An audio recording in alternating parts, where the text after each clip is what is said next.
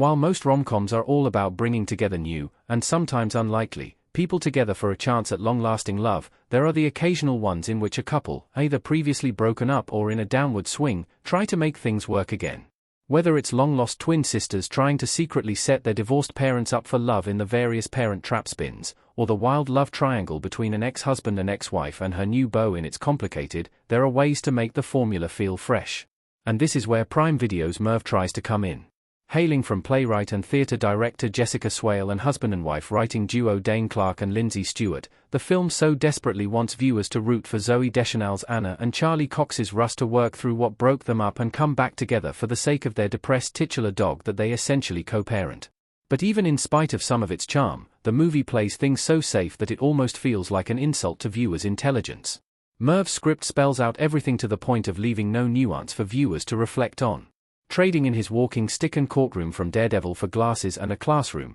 Cox co-leads the film as Russ Owens, a delightfully charming elementary school teacher whose whole life prior to the start of Merv revolved so much around both his dog and now ex-girlfriend that even his students feel the after-effects of their breakup. Deschanel, meanwhile, is an optometrist who buries any feelings she may have about her and Russ' split, and instead devotes herself fully to her work and time with the eponymous pup, to the point of a friend secretly running a Hinge account for her. As the bitterness over their breakup continues to linger while they co-parent, Russ and Anna become worried about Merv's health, as he becomes increasingly lethargic. Taking him to the vet, they're shocked to find him diagnosed with depression, to which the doctor chalks up to the change in life routine with their split, and warns of it leading to heart problems. Having also felt down since the breakup, Russ does some research and finds a Florida beachside retreat specifically for dogs and dog owners, eager to get a change of pace from the snowy Boston landscape around Christmas time. Despite Russ' better efforts, Merv continues to display depressed traits, until Anna crashes their getaway in the hopes of helping the dog.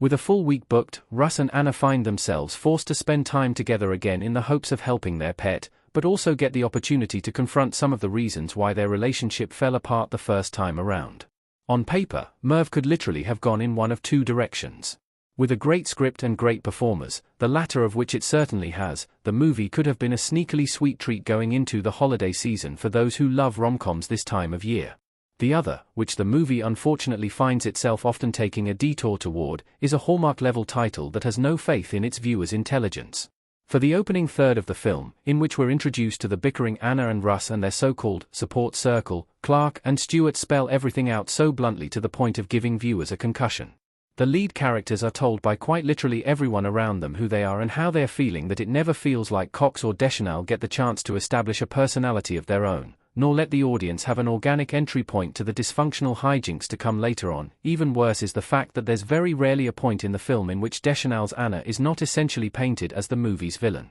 Her somewhat controlling approach to caring for Merv is an appropriately annoying trait to watch, while her lack of outward dismay over her breakup with Russ leaves viewers with little early sympathetic moments. This becomes further felt around the movie's midpoint, in which both Russ and Anna are presented with potential new romantic interests apart from one another. As expected from a rom-com revolving around a broken-up duo with lingering feelings for one another, this leads to moments of jealousy and not-so-subtle sabotaging of their efforts to flirt with the new characters. But while this seemingly ends with the pair learning to care about each other more, Merv instead sees Anna's potential new partner written out entirely while Russ remains, feeling like a somewhat toxic siding with Cox over Deschanel. This imbalanced writing is all the more apparent when the pair finally have some appropriately deep conversations about the nature of their breakup. Without diving into spoilers, it's a reveal saved for near the film's climax, and one that actually could have made for an emotionally incisive look at both of the characters' overall outlook on relationships and what they want from each other, and make Anna's happiness a little easier to root for.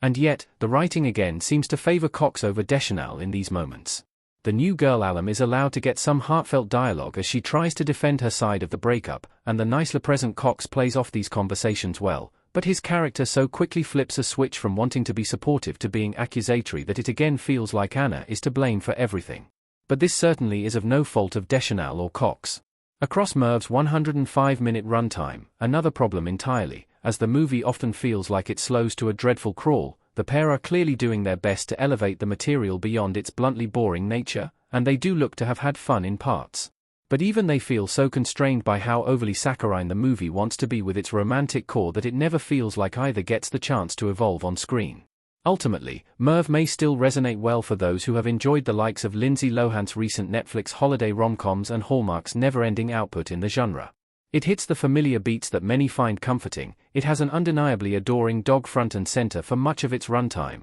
and has a well-meaning enough outcome to its plot. But for those looking for something that doesn't quite literally skate the surface of its premise and characters, this is definitely not the film for you.